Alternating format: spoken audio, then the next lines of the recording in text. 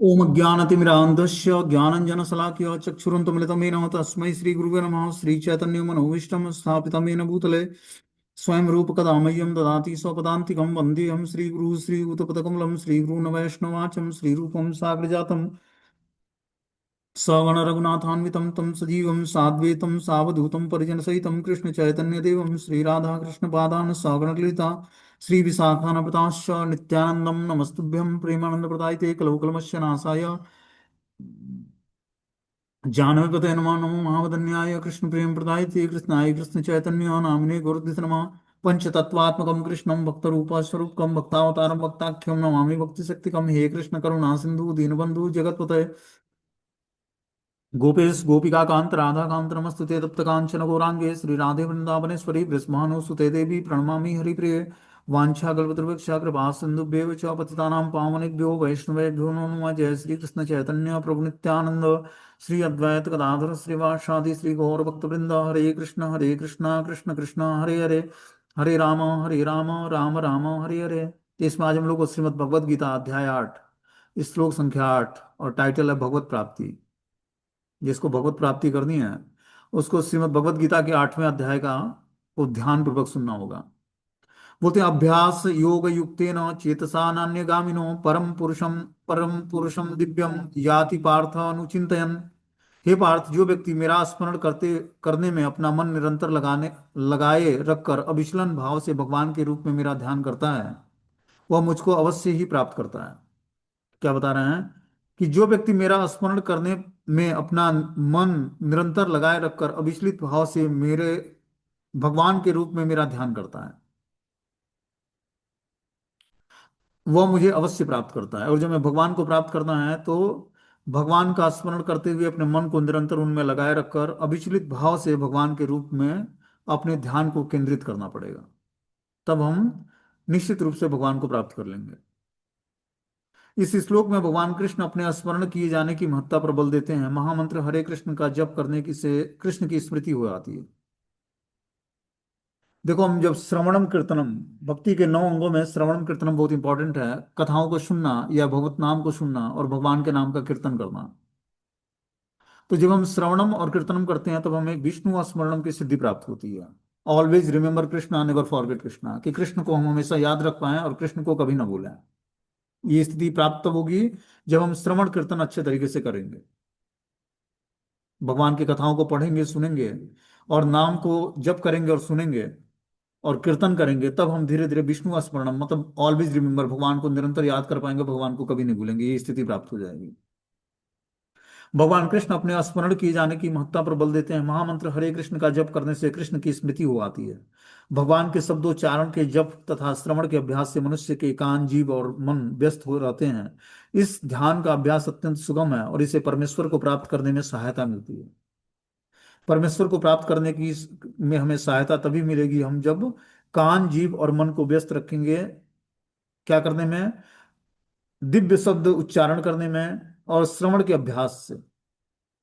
जब हम साउंड आध्यात्मिक साउंड वाइब्रेशंस को सुनेंगे जपा के माध्यम से या फिर शास्त्रों को पढ़ने के माध्यम से, तब धीरे धीरे हमारा कान जीवा और मन शुद्ध होगा और हम अभ्यास को अत्यंत सुगमता पूर्वक परमेश्वर को प्राप्त करने में हमारे सहायता मिलेगी।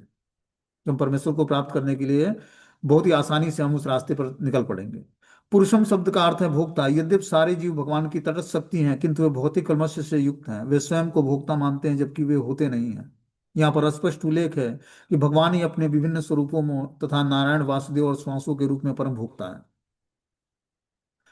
तो बता रहे हैं कि यद्यपि सारे जीव भगवान की तटस्थ शक्ति हैं किंतु वे भौतिक कलमश से युक्त हैं। भगवान की 3 शक्तियां हैं। एक तो है बहिरंग शक्ति जो श्रीमती राधा माया देवी हैं, दुर्गा देवी, ठीक है। दूसरा है अंतरंग शक्ति, वो श्रीमती राधा रानी है जो भक्तों का पोषण करती हैं आध्यात्मिक दृष्टि से। और तीसरा है हम जीवात्मा तटस्थ शक्ति भगवान की। तो तटस्थ शक्ति बीच में है। एक तरफ माया शक्ति है भगवान की बहिरंग शक्ति और दूसरी तरफ है श्रीमती राधा रानी की शक्ति जो आह्लादनी शक्ति या अंतरंग शक्ति कहलाती है। तो भगवान ने फ्री विल हमें दिया है कि हम किस शक्ति को सेलेक्ट करके अपने जीवन में धारण करते हैं। क्या आध्यात्मिक शक्ति को हम धारण करते हैं या भौतिक शक्तियों को धारण करते हैं। तो ये स्वतंत्रता भगवान ने हर जीवात्मा को दी है। कि किस शक्तियों को धारण करके वो अपना जीवन ऑपरेट करे। तो हमें अगर जो जीवन में आगे बढ़ना है तो आध्यात्मिक शक्ति का क्या करना पड़ेगा, आश्रय लेना पड़ेगा। श्रीमती राधा रानी का आश्रय लेना पड़ेगा। श्रीमती राधा रानी का आश्रय लेने के लिए भगवत नाम का जप करना पड़ेगा। हरे कृष्ण कृष्ण कृष्ण हरे हरे, हरे राम राम राम हरे हरे। जब इस मंत्र का जाप करेंगे तो धीरे धीरे राधा रानी के चरण कमलों का आश्रय प्राप्त होगा। राधा रानी के चरण कमलों का आश्रय लेते ही हम जीवात्मा अपने समस्त पाप कर्मों से धीरे धीरे मुक्त होने लगता है। जैसे एक बच्चा गंदा कर देता है तो कौन साफ करता है, माता साफ करती है। उसी तरह श्रीमती राधा रानी जीवात्मा के समस्त पाप को क्या करती हैं, नाश करके उसको श्याम सुंदर के चरण कमलों की सेवा प्रदान करती हैं। तो इस प्रकार जब हम नाम का आश्रय लेते हैं, भगवत नाम का, राधा कृष्ण के युगल मंत्र का, तो इस युगल मंत्र की सहायता से हमारे हृदय में धीरे धीरे राधा रानी के प्रति प्रेम जागृत होता है। और राधा रानी से जब हम प्रेम करना शुरू करते हैं तो राधा रानी हमारे समस्त पापों को नष्ट करके और हमें क्या करती हैं, श्याम सुंदर के चरण कमलों में लगाती है। जैसे बच्चा गंदा कर देता है तो उसके गंदे चीजों को साफ करके माता क्या करती है, फिर से उसको नहला धुला के तिलक चंदन लगा के फिर पिता को देती है। ठीक है ना, जब तक गंदा होता है तब तक पिता नहीं छूता उसको, लेकिन माता उसको क्या करती है, साफ करती है। उसी तरह जब हम आश्रय लेंगे भगवत नाम का और भगवान की अंतरंग शक्ति श्रीमती राधा रानी का, तो आश्रय तत्व इतना मजबूत है कि धीरे धीरे हम भगवान की तरफ ऑटोमेटिक खींचे चले जाएंगे और भगवान की दिव्य सेवा भी हम प्राप्त कर लेंगे। और कोई माध्यम नहीं है। तो इस प्रकार भगवान ने स्वतंत्रता दी है तटस्थ जीवात्माओं को कि वो किस शक्ति का आश्रय लेता है। यद्यपि सारे जीव भगवान की तटस्थ शक्ति हैं किंतु वे भौतिक कल्मश से युक्त हैं। वे स्वयं को भोक्ता मानते हैं जबकि वे होते नहीं हैं। यहाँ यह स्पष्ट है कि भगवान ही अपने विभिन्न स्वरूपों तथा नारायण वासुदेव आदि श्वासों के रूप में परम भोक्ता है। भक्त हरे कृष्ण का जप करके अपनी पूजा के लक्ष्य परमेश्वर को उनके किसी भी रूप नारायण कृष्ण राम आदि का निरंतर चिंतन कर सकता है। ऐसा करने पर वो शुद्ध हो जाता है और निरंतर जप करते रहने से जीवन के अंत में वो भगवत धाम को जाता है। योग अंतःकरण के परमात्मा का ध्यान है। इसी प्रकार हरे कृष्ण मंत्र का जप द्वारा मनुष्य अपने मन को परमेश्वर में स्थिर करता है। मन चंचल है, अतः आवश्यक है कि मन को बलपूर्वक कृष्ण चिंतन में लगाया जाए। प्रायः उस एक प्रकार की कीट का दृष्टांत दिया गया है जो तितली बनना चाहता है और वह इसी जीवन में तितली बन जाता है। इसी प्रकार यदि हम निरंतर कृष्ण का चिंतन करते रहेंगे तो यह निश्चय है कि हम जीवन के अंत में कृष्ण जैसा ही शरीर प्राप्त कर लेंगे। तो देखो, आध्यात्मिक जीवन में बहुत ही इंपॉर्टेंट है हमारा चिंतन किस वस्तु व्यक्ति स्थान का होता है। समझे बात को। हमारा दिन भर का जो चिंतन है, चिंतन को ही संभाल कर हमें आध्यात्मिक बनाना है। अपने थॉट्स को, विचारों को, अपने चिंतन को ही संभालना है। और चिंतन और विचार हमारे तभी हमारे पवित्र होंगे जब हमारी निद्रा और आहार पवित्र होगा। तभी हमारा चिंतन शुद्ध होगा। जितनी मात्रा में हमारी निद्रा और आहार की प्रक्रिया शुद्ध होगी उतनी ही मात्रा में हमारा चिंतन शुद्ध होगा। एक होता है चिंता और दूसरा होता है चिंतन। चिंतन मतलब हमारी चित्त वृत्ति पर छा जाना, वही चिंतन है। जैसे मान लो कि व्यक्ति को सदमा लग जाता है, ठीक है ना, किसी वस्तु का सदमा लग, किसी विचार का सदमा लग जाता है तो विचार बार बार उसको परेशान करते हैं।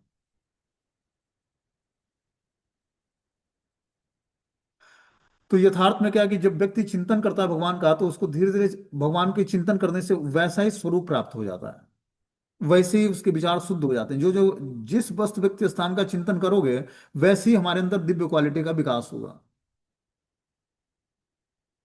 इसलिए अपनी इंद्रियों को हमेशा दिव्य सेवा में लगानी है भगवान की। जैसे मान लो कि व्यक्ति किसी के अनर्थों का चिंतन करता है, किसके अंदर ये खराबी है, ये कमी है, ये गलतियां करता है, ये इसके विचार, इसके व्यवहार ठीक नहीं है। क्या हुआ, उसका चिंतन हो रहा है उसको। और धीरे धीरे उसका विचार व्यवहार और जो जो भी चीजें उस दूसरे के अंदर अनर्थ दिख रहा था वो उसके अंदर आने लगेगा। किस कारण से?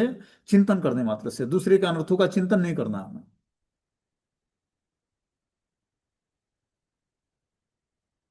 अब मान लो कि परिस्थिति ऐसी है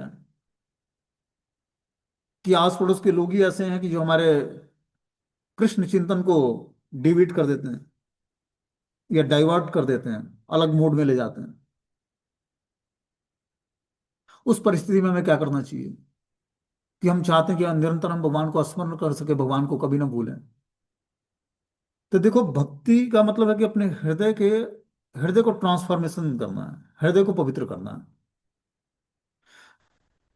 24 घंटे 365 दिन हमें ऐसा वातावरण नहीं मिलेगा कि हम निरंतर भगवान के भक्तों के संग में रहें, या भगवान के शुद्ध भक्तों के संग में रहें, या भगवान के टच में रहें। अपने 24 घंटे के रोजमर्रा के जीवन में ही बहुत सारे उतार चढ़ाव आते हैं, बहुत सारे लोगों से मिलना मिलाना पड़ता है। कुछ टाइम भक्तों के साथ एक्सपेंड करते हैं हम, कुछ टाइम और नॉन डिवोटी के साथ भी रहना पड़ता है।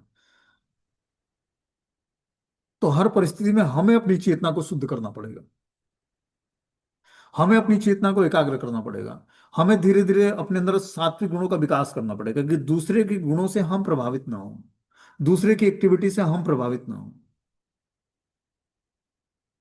क्योंकि हमारे कर्मों के हिसाब से हमारे जीवन में बहुत सारे लोग आएंगे, आएंगे कुछ दिन स्टे करेंगे, रुकेंगे, फिर चले जाएंगे। लेकिन उस परिस्थिति में हमें क्या करना है, इसके लिए हमें बड़े सावधानी पूर्वक अपने जीवन को जीना पड़ेगा। इसका एक ही उपाय है कि हम अपने को धीरे धीरे सात्विक गुणों को डेवलप करके अपने अंदर, और दिव्य चेतना पर, अपनी दिव्य धरातल पर अपनी चेतना को स्थिर कर दें। वो तभी होगा जब हम ध्यान पूर्वक मंत्र को जपेंगे। जितना ही परफेक्शन के साथ मंत्र जाप होगा, उतना ही हमारी चेतना धीरे धीरे कृष्ण भावना भावित हो जाएगी, और अपनी इंद्रियों को हम भगवान की दिव्य सेवा में लगा दें।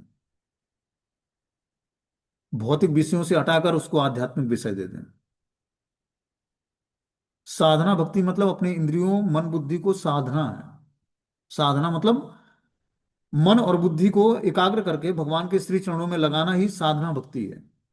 तब हमें धीरे धीरे रागानुगा भक्ति प्राप्त होगी। जब हम साधना भक्ति के स्टेज से आगे बढ़ेंगे तो रागानुगा भक्ति, और रागानुगा भक्ति से आगे बढ़ेंगे तो प्रेमा भक्ति।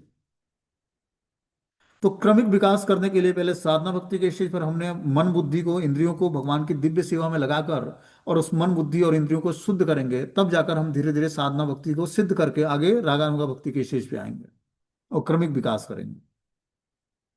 ये अचानक स्थिति प्राप्त नहीं होती है। इसके लिए हमें धीरे धीरे ध्यान पूर्वक जो है अपने रोजमर्रा के रूटीन को ठीक करना पड़ेगा। सुबह उठकर ब्रह्म मुहूर्त में जब हम मंत्र मेडिटेशन करेंगे, ध्यान पूर्वक हरे कृष्ण मंत्र का जप करेंगे, तब जाकर हमारी स्थिति जो है धीरे धीरे दिव्यता के स्तर पर है, और पूरा जीवन ही व्यक्ति का चेंज हो जाता है। बस आप टाइम को यूटिलाइज करना सीख जाओ कि किस टाइम पर कौन से कार्य करने हैं। परफेक्ट टाइम पर कार्य हुआ, परफेक्ट कार्य आपको परफेक्ट निर्णय पर ले जाकर स्थापित कर देगा जी। जीवन में हर एक व्यक्ति के जीवन में, चाहे वो जॉब करे, बिजनेस करे, या आध्यात्मिक एक्टिविटी करे, भगवान उसको, हर व्यक्ति को चांस देते हैं। बस उस समय को पहचानना है कि ये जो समय चल रहा है वो हमारे जीवन का सबसे इंपॉर्टेंट टाइम है, और उसी टाइम को यूज करके हम आध्यात्मिक जीवन में भी प्रोग्रेस कर सकते हैं, बिजनेस व्यापार में भी प्रोग्रेस कर सकते हैं, और जीवन में अपने जॉब बिजनेस हर क्षेत्र में आप बस उस समय को पहचानना है। और ऐसा नहीं कि हर व्यक्ति को चांस नहीं मिलता, चांस भगवान सबको देते हैं। हम देखते हैं भौतिक संसार में व्यक्ति कम पढ़ा लिखा है और करोड़ों रुपए का मालिक है, और एक व्यक्ति एमएससी पीएचडी एमबीबीएस क्या क्या करके व्यक्ति, और सुखी नहीं है, धन नहीं, उसके पास धन नहीं है। उसने क्या किया? डिफरेंस क्या हुआ दोनों में? एक व्यक्ति ने अपने सही समय को पहचाना, उसके अंदर क्वालिफिकेशन नहीं था, समय सही पहचान कर सही दिशा में कार्य करना शुरू कर दिया, वो धीरे धीरे सक्सेस हो गया। और एक व्यक्ति ने पढ़ाई तो करा, लेकिन अपने सही समय को पकड़ नहीं पाया उसने। जो उसको भगवान के द्वारा गॉड गिफ्टेड समय मिला था, उस गॉड गिफ्टेड समय को पहचान के न पाकर उस समय, उसने उस समय को यूटिलाइज नहीं किया सही दिशा में। तो ये परफेक्ट परफेक्ट बुद्धि कहाँ से मिलेगी? परफेक्ट बुद्धि मिलेगी जब हम मंत्र मेडिटेशन करेंगे। धीरे धीरे हम आध्यात्मिक जीवन और भौतिक जीवन में बैलेंस बना पाएंगे। अब व्यक्ति कोई आपसे नया मिलेगा, जो भौतिकतावादी व्यक्ति बोलेगा, अरे यार अभी इसी जीवन में अभी इसे माला पकड़ने की क्या आवश्यकता थी आपको, अभी इंजॉयमेंट का टाइम है। तो देखो, ऐसा नहीं कि भक्ति करके व्यक्ति इंजॉयमेंट प्राप्त नहीं करता है, ऐसा नहीं है। आध्यात्मिक जीवन को स्वीकार करके भी वो इंजॉयमेंट प्राप्त कर सकता है, आनंद प्राप्त कर सकता है, और वास्तविक आनंद ही आध्यात्मिक जीवन को स्वीकार करने में है, न कि भौतिक जीवन स्वीकार करने में। तो जितना ही हम आध्यात्मिक जीवन को अच्छे तरीके से गंभीरता से लेंगे, उतना ही हमारा जीवन जो है भौतिक जीवन भी सुखमय होगा। भौतिक सुखों को प्राप्त करने के लिए कोई अलग रास्ता नहीं चूज करना पड़ेगा कि और ज्यादा धन कमा लें तो हम और सुखी हो जाएंगे, ऐसा नहीं है। और ज्यादा धन कमाकर सुखी होना होता तो जो है, व्यक्ति को देखते हो कि पूरा जीवन भर धन कमाता है और अंत में बीमारियों से ग्रसित हो जाता है। तो डॉक्टर बोलता है करेले का जूस पियो और क्या करो, जो गेहूं का बार्ली जो वो निकलता है भूसी, चोकर, उसकी रोटी खाओ। तो धन तो कमाया, लेकिन धन कमाने के चक्कर में उसने शरीर गंवा दिया अपना, और फिर सही तरीके से भोजन भी नहीं कर पाता। तो कहने का मतलब है कि आध्यात्मिक जीवन या भौतिक जीवन में जो भी हम जीवन जीना चाहते हैं, इसमें हम जब आश्रय लेंगे भगवान का, नाम का, तो वो आश्रय तत्व जितना ही हमारा मजबूत होगा उतना ही हम धीरे धीरे आध्यात्मिक जीवन में या भौतिक जीवन में भी प्रोग्रेस कर पाएंगे। ऐसा नहीं कि भौतिक जीवन जीने के लिए भगवत गीता नहीं, भौतिक जीवन और आध्यात्मिक जीवन दोनों जीवन जीने के लिए भगवत गीता है। और लोग यूज करते हैं भौतिक जीवन भी जीने के लिए भगवत गीता का यूज करते हैं, क्योंकि ये परफेक्ट साइंस है, परफेक्ट ज्ञान है। ऐसा कोई ज्ञान नहीं है जो भगवत गीता में ना हो। समझ रहे हो बात को? ऐसा कोई कर्म नहीं है जो भगवत गीता के माध्यम से न किया जा सके और हमें परफेक्ट रिजल्ट ना मिले। इसीलिए भगवान की वाणी होने के कारण ये क्या है, दिव्य धरातल पर है, आध्यात्मिक है पूर्ण रूपेण, और पूर्ण रूपेण सत्य है, और पूर्ण रूपेण प्रैक्टिकल है। मतलब ऐसा नहीं कि बस भगवान ने बोला है और लोग सुनेंगे, कथा नहीं है ये क्या है, प्रैक्टिकल जीवन का सार है हमारे। इसी हिसाब से अपने जीवन को ऑपरेट करना है, फिर हमारा जीवन सक्सेस होगा, लाइफ हमारा सक्सेस होगा। और हम धीरे, भगवत गीता में सिखाता क्या है, आर्ट ऑफ लिविंग और आर्ट ऑफ डाइंग, जीवन जीना कैसे और जीवन के अंत में मरना कैसे है जी। हर व्यक्ति अच्छी मृत्यु चाहता है और अच्छा जीवन चाहता है। कोई ये नहीं चाहता कि हॉस्पिटल में 9 द्वारों में 9 नलियां लगी हों और करा रहा हूं और हमारा शरीर छूट जाए। ऐसा कोई नहीं चाहता है। सभी चाहते हैं कि जो है अच्छे तरीके से बहुत ही चलते फिरते शरीर छूट जाए जी, यही भगवान से प्रार्थना है। यही बोलता है ना लोग, जिससे भी पूछो कि कैसी मृत्यु चाहिए, या वो खुद ही बोलेगा कि चलते फिरते शरीर छूट जाए। भगवान ने अभी तक तो सुखी रखा है, आगे भी चलते फिरते शरीर छूट जाए, यही चाहता हूं मैं। तो ये चाहत कैसे पूरी होगी, जब वो भगवत गीता के हिसाब से जीवन जिएगा, तब उसके पाप कर्म नष्ट होंगे और फिर वो चलते फिरते शरीर छोड़ देगा। चलते फिरते मतलब संकीर्तन होते होते शरीर छूट जाएगा, और कृष्ण का चिंतन करके जब वो निश्चित रूप से भगवान के धाम में प्रवेश कर जाएगा। तो बता रहे हैं, भक्त हरे कृष्ण जप करके अपनी पूजा के लक्ष्य परमेश्वर का, उनसे किसी भी रूप नारायण कृष्ण राम आदि का निरंतर चिंतन कर सकता है। ऐसा करने से वह शुद्ध हो जाता है, और निरंतर जप करते रहने से जीवन के अंत में वो भगवत धाम को जाता है। योग अंतःकरण में परमात्मा का ध्यान है। इसी प्रकार हरे कृष्ण के जप द्वारा मनुष्य अपने मन को परमेश्वर में स्थिर करता है। मन चंचल है तो आवश्यक है कि मन को बलपूर्वक कृष्ण चिंतन में लगाया जाए। तो जब हम मन को बलपूर्वक कृष्ण चिंतन में लगाएंगे, तब धीरे धीरे हमारा मन पवित्र होगा। क्योंकि मन तो जो है अनेक विषयों का चिंतन करता है, अनेक संस्कारों को, मन और बुद्धि पर अनेक जन्मों के अनेक अनेक संस्कार छपे होते हैं, अलग अलग योनियों के। और व्यक्ति की एक्टिविटी भी उसी मन और बुद्धि के कारण उसकी एक्टिविटी होती है। क्योंकि मन जो है हावी हो जाता है बुद्धि पर, और बुद्धि सोचने पर मजबूर हो जाती है, और फिर इंद्रियां उस कार्य को कर देती हैं। जब मन और बुद्धि हावी हो जाता है, मन हावी हो गया बुद्धि पर, तो बुद्धि क्या करेगी, ऐसी प्लानिंग कर देगी कि इंद्रियों को करना पड़ेगा वो कार्य। जैसे मान लो कि किसी को सुंदर वस्तु देखने की तीव्र लालसा है, स्त्री या पुरुष का आकर्षण है, तो न चाहते हुए वो जानता है कि ये हमारे भक्ति में जीवन के लिए अच्छा नहीं है, लेकिन आकर्षण इतना तीव्र होता है कि वो न चाहते हुए उस स्वरूप को देखना चाहता है, और उसको भोगने की इच्छा जागृत होती है देखने मात्र से। तो ये इच्छा कहाँ जागी, मन में ये इच्छा जागृत हुई। उसने बुद्धि को इन्फॉर्मेशन दिया, बुद्धि ने उसकी पूरी प्लानिंग कर दी कि कैसे इससे मिलना है, कैसे इसको देखना है, कैसे बातें करनी है, कैसे इसको रिझाना है जी। कहाँ से स्थिति शुरू हुई, नेत्रों से। पहले उसने अपने ज्ञानेंद्रियों को उस स्वरूप को देखा, मन के द्वारा उसको एब्जॉर्ब करा, मन ने इंफॉर्मेशन दिया बुद्धि को, बुद्धि ने पूरी प्लानिंग करके समस्त इंद्रियों को उसकी सेवा में लगा दिया। और इस प्रकार वो व्यक्ति उस स्वरूप से आकर्षित होकर उसके अंदर भोग वासना का समावेश हो गया। तो उसने पहले मन और इंद्रियों को भगवान की दिव्य सेवा में न लगाकर भौतिक सेवाओं को करने में लगाया। तो जब यही इंद्रिय हमारी पवित्र हो जाएंगी, जब हम नेत्रों से भगवान के सुंदर स्वरूप का दर्शन करेंगे, कानों से भगवान की कथाओं को श्रवण करेंगे, जीवा से भगवत प्रसाद या भगवत भगवान नाम का जप करेंगे, घ्राण इंद्रियों से हम भगवान को ऑफरिंग किया हुआ इत्र या पुष्प सूंघेंगे, त्वचा से भगवान के सुंदर स्वरूप की सेवा करेंगे, तो सारी ये पांचों ज्ञान इंद्रिय हमारी पवित्र हो जाएंगी। अब पवित्र ज्ञान इंद्रियों से ही हम पवित्र चीजों का अनुभव कर सकते हैं। बोलते हैं कवि पुराण मनुशासितारम मरणोड़ियाम अस्मरु मरिज्ञम सर्वस्य धाता मचिंत रूपम मादित्य वर्णम तमसम परस्तात्।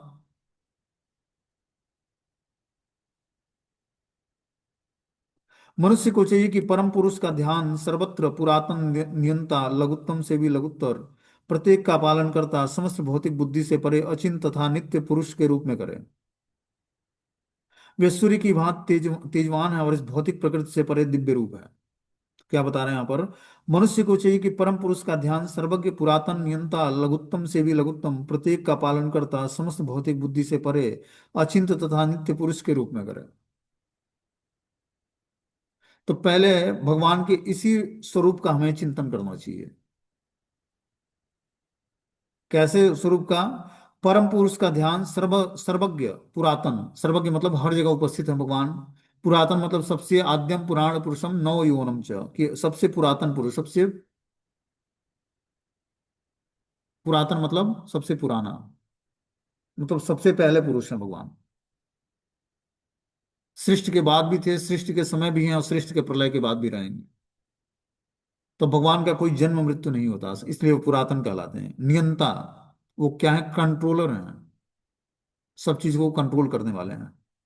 लघुत्तम से भी लघुत्तम, छोटे से छोटे अणु और परमाणु के अंदर भी भगवान विद्यमान है, प्रत्येक के पालन करता है।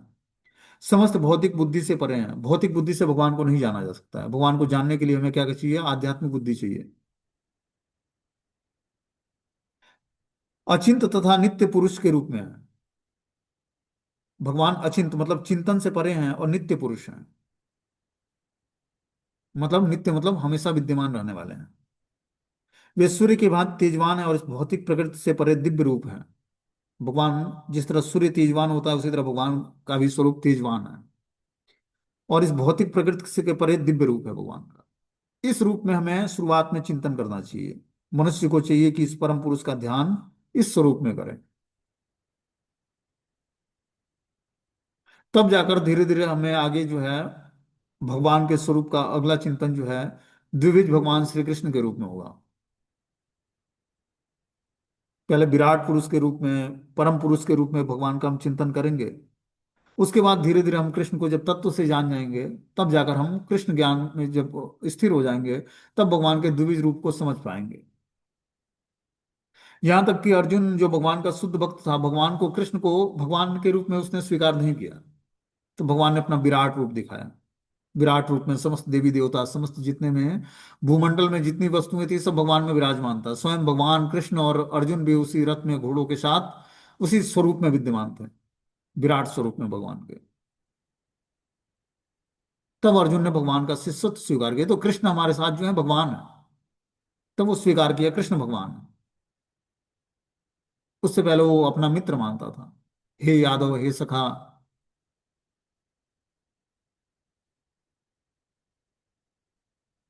तो अर्जुन जैसे भक्त को भगवान ने अपना विराट रूप दिखाकर और उसको वो एक्सेप्ट किया कि कृष्ण भगवान है।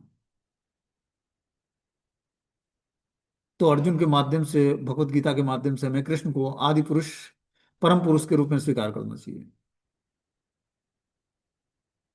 ठीक है ना? आगे बता रहे हैं, इस श्लोक में परमेश्वर के चिंतन की विधि का वर्णन हुआ है। सबसे प्रमुख बात यह है कि वे निराकार या शून्य नहीं है। कोई निराकार या शून्य का चिंतन कैसे कर सकता है? यह अत्यंत कठिन है। किंतु कृष्ण के चिंतन की विधि अत्यंत सुगम और तथ्य रूप से यहाँ पर वर्णित है। पहली बात तो यह है कि भगवान पुरुष हैं। हम राम या कृष्ण को पुरुष रूप में सोचते हैं। चाहे कोई राम का चिंतन करे या कृष्ण का, वे जिस तरह के हैं उसका वर्णन भगवत गीता के इस श्लोक में किया गया है। भगवान कवि हैं, अर्थात वे भूत वर्तमान और भविष्य की गाता हैं, अतः वे सब कुछ जानने वाले हैं। वे प्राचीनतम पुरुष हैं क्योंकि वे समस्त वस्तुओं के उद्गम हैं। प्रत्येक वस्तु उन्हीं से उत्पन्न है। वे ब्रह्मांड के परम नियंता भी हैं। वे मनुष्य के पालक और शिक्षक हैं। वे अणु से भी सूक्ष्म हैं। जीवात्मा बाल के अग्रभाग के 10,000वें अंश के बराबर है। किंतु भगवान अचिंत रूप से इतने लघु हैं कि वे इस अणु के भी हृदय में प्रविष्ट हो जाते हैं। इसलिए वे लघुत्तम से भी लघुत्तम हैं। और परमेश्वर के रूप में वो परमाणु में तथा लघुत्तम के भी हृदय में विराजमान रहते हैं। परमात्मा रूप में उन सबका नियंत्रण करते हैं। इतना लघु होते हुए भी वे सर्वव्यापी हैं और सबों का पालन करते हैं। उनके द्वारा इस लोक का धार को लोकों को धारण होता है। प्रायः हम आश्चर्य करते हैं कि विशाल लोक किस प्रकार वायु में तैर रहा है। यहाँ यह बताया कि परमेश्वर अपनी अचिंत शक्तियों के द्वारा इस समस्त विशाल लोकों में आकाश गंगाओं को धारण किए हुए हैं। तो हम देखते हैं कि जो है पृथ्वी एक गोले की तरह है। तो ये ब्रह्मांड है। ऐसे अनेकों ब्रह्मांड शेष नाग के सर पर जो है एक सरसों के बीज मात्र होता है, जो कि स्वयं भगवान कृष्ण की शक्ति है। शेष के रूप में भगवान समस्त पृथ्वी का भार अपने सर पर धारण करते हैं।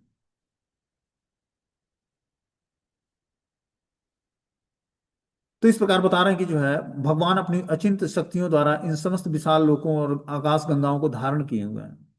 बुद्धिमान मनुष्य को चाहिए कि व्यर्थ के तर्कों तथा चिंतन से दूर रहकर वेदों, भगवत गीता और भागवतम जैसे शास्त्रों में जो कुछ कहा गया है उसे स्वीकार कर ले और उसके द्वारा सुनिश्चित किए गए नियमों का पालन करे। इससे ज्ञान प्राप्त हो सकता है। तो हमें भगवत गीता के ज्ञान को सुनकर क्या करना चाहिए? इस ज्ञान को धारण करना चाहिए। भगवत गीता द्वारा और भागवतम जैसे शास्त्रों में जो कुछ कहा गया उसे स्वीकार कर लें और उस उनके द्वारा सुनिश्चित किए गए नियमों का पालन करें। तब हम ज्ञान प्राप्त कर पाएंगे। कैसा ज्ञान? आध्यात्मिक ज्ञान। आगे बता रहे प्रयाण काले मनसा चलेन भक्ता युक्तो योग बलेन चैव भ्रुवो मध्ये प्राणमावेश्य सम्यक क्व तम परम पुरुषमुपैति दिव्यम। मृत्यु के समय जो व्यक्ति अपने प्राण को भुवों के मध्य में स्थिर कर लेता है और योग शक्ति के द्वारा अविचलित मन से पूर्ण भक्ति के द्वारा परमेश्वर के स्मरण में अपने को लगाता है, वह निश्चित रूप से भगवान को प्राप्त करता है। तो देखो क्या बता रहे हैं कि मृत्यु के समय जो व्यक्ति अपने प्राण को भुवों के मध्य में स्थिर कर लेता है। जब हम योग की प्रक्रिया को अच्छे तरीके से पालन करेंगे, साधना भक्ति के नियमों का धीरे धीरे जब हम पालन करते हैं तो योग में सिद्धि प्राप्त होते ही इच्छा मृत्यु भुवों को के मध्य में स्थिर, प्राण को भुवों के मध्य में स्थिर कर लेंगे। प्राण एक वायु के रूप में तैर रहा होता है शरीर में। समझ रहे बात को? तो जब हम योग में सिद्धि प्राप्त कर लेंगे तब तो हम प्राणों को भुवों के मध्य में स्थिर कर पाएंगे और योग शक्ति के द्वारा अभिचलित मन से पूर्ण भक्ति के द्वारा परमेश्वर के स्मरण में अपने को लगा पाएंगे। वह निश्चित रूप से भगवान को प्राप्त करेगा। तो योग शक्तियों के द्वारा अविचलित मन से पूर्ण भक्ति के साथ परमेश्वर के स्मरण में अपने को लगाता है। योग शक्ति के द्वारा अविचलित मन, जब हम योग करेंगे, भक्ति योग के नियमों का पालन करेंगे, तब हम मन को अविचलित स्थिति से बचा पाएंगे। मतलब विचलन की स्थिति से बचाकर अविचलित कर पाएंगे कि वो स्थिर हो जाए। इसके लिए प्रैक्टिस करनी पड़ेगी। बार बार मन बुद्धि को एकाग्र करना पड़ेगा, समझाना पड़ेगा। तेरे मन, इससे क्या कर, मन को मन मना भो मत बक्ता मद्याजी मानसकुरु, भगवान को नमस्कार कर और भगवान का नाम जप कर और उसको ध्यान पूर्वक मन को लगाकर उससे सुनना पड़ेगा।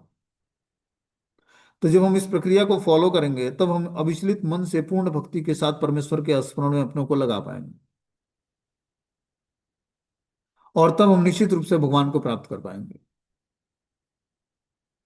ये जीवन किस लिए मिला है? भगवत प्राप्ति के लिए मिला है। तो भगवत प्राप्ति आखिर होगी कैसे? जब हम योग शक्ति के द्वारा विचलित मन से पूर्ण भक्ति के साथ परमेश्वर के स्मरण में अपने को लगाएंगे तब निश्चित रूप से भगवान को प्राप्त करेंगे।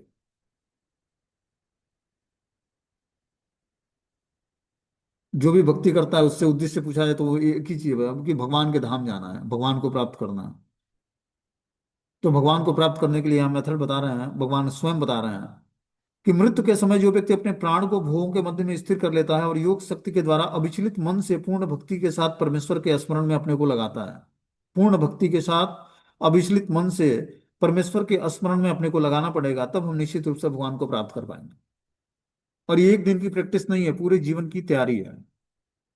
पूरे जीवन की तैयारी, अंतकाल में हमारा रिजल्ट आना है कि क्या अंतकाल में भगवान का स्मरण करते हुए हमने शरीर त्यागा तो रिजल्ट क्या होगा? सक्सेस। आप भगवत धाम चले गए। इस श्लोक में स्पष्ट किया गया है कि मृत्यु के समय मन को भगवान की भक्ति में स्थिर करना चाहिए। जो लोग योगाभ्यास करते हैं उनके लिए संस्तुति की गई है कि वे प्राण को भुवों के बीच में आज्ञा चक्र में ले आए। ये आज्ञा चक्र है, जो भ्रूण होता है। भ्रूण मतलब जो आईब्रोज के बीच में जो जगह है जहां पर हम लोग तिलक धारण करते हैं, ये वाला पोर्शन यहाँ पर बता रहे हैं कि इसी श्लोक में स्पष्ट किया कि मृत्यु के समय मन को भगवान की भक्ति में स्थिर करना चाहिए। जो लोग योगाभ्यास करते हैं उनके लिए संस्तुति की गई है कि वो प्राण को भ्रूणों के बीच में आज्ञा चक्र में ले आए। यहाँ पर खड चक्र योग कि अभ्यास का प्रस्ताव है, जिसमें 6 चक्रों पर ध्यान लगाया जाता है। परंतु निरंतर कृष्ण भावनामृत में लीन रहने के कारण शुद्ध भक्त भगवत कृपा से मृत्यु के समय योगाभ्यास के बिना भगवान का स्मरण कर सकता है। तो यह अष्टांग योग की पद्धति में ऐसा होता है कि जब हम प्राण को खींचकर भुवों के मध्य में स्थिर कर लेते हैं। लेकिन बता रहे हैं यहाँ पर कि जो कृष्ण भावनामृत में निरंतर लगा रहता है, शुद्ध भक्त भगवत कृपा से मृत्यु के समय योगाभ्यास के बिना ही भगवान का स्मरण कर सकता है। तो इसके लिए हमें शुद्ध भक्त बनना पड़ेगा। तो हम बिना योगाभ्यास के भी बिना हम भगवान का स्मरण कर पाएंगे। योग के अभाव में, चाहे वो खट चक्र योग हो या भक्ति योग, मनुष्य कभी भी मृत्यु के समय इस दिव्य अवस्था को प्राप्त नहीं होता है। कोई भी मृत्यु के समय परमेश्वर का सहसा स्मरण नहीं कर पाता। उसे किसी न किसी योग का, विशिष्ट या भक्ति योग का अभ्यास करना होगा। चूंकि मृत्यु के समय मनुष्य का मन अत्यंत विचलित रहता है, अतः अपने जीवन में मनुष्य को योग के माध्यम से अध्यात्म का अभ्यास करना चाहिए। क्या बता रहे हैं कि मृत्यु के समय मनुष्य को का मन अत्यधिक विचलित रहता है। जब वो मृत्यु आनी होती है तो उसका मन विचलित हो जाता है, अलग अलग विषयों का चिंतन करने लगता है, क्योंकि उस समय जो प्रगाढ़ता होती है वही उसके चित्त वृत्ति पर छा जाती है, क्योंकि उसका अब अंत समय आ गया है। इसीलिए हमें किसी वस्तु पर या किसी व्यक्ति पर या किसी स्थान पर अपने को एब्जॉर्ब नहीं होना है।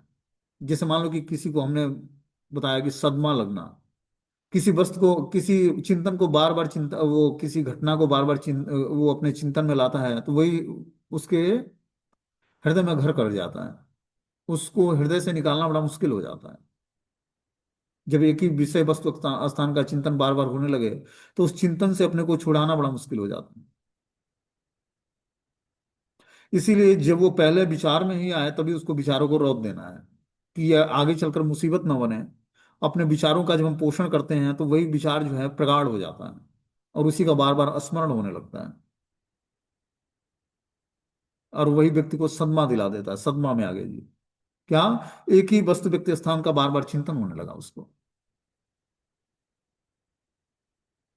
इसीलिए उसको बता रहे हैं कि उसे किसी न किसी योग द्वारा, विशेषतः भक्ति योग का अभ्यास होना चाहिए। क्योंकि मृत्यु के समय मनुष्य का मन अत्यंत विचलित रहता है, अतः अपने जीवन में मनुष्य को योग के माध्यम से अध्याय का अभ्यास करना चाहिए, अध्यात्म का अभ्यास करना चाहिए। तो हम योग के माध्यम से ही अध्यात्म का अभ्यास कर सकते हैं। कैसे? योग के माध्यम से, भक्ति योग का पालन करके। कि हम भक्ति योग का पालन करेंगे तो धीरे धीरे अभ्यास में हम दृढ़ होंगे और फिर हमारा चिंतन भगवान भगवान का होगा। तो इस प्रकार जो है ये, अब 11वां श्लोक हम लोग कल पढ़ेंगे। टाइम ओवर हो गया है, मीटिंग क्लोज हो जाएगा।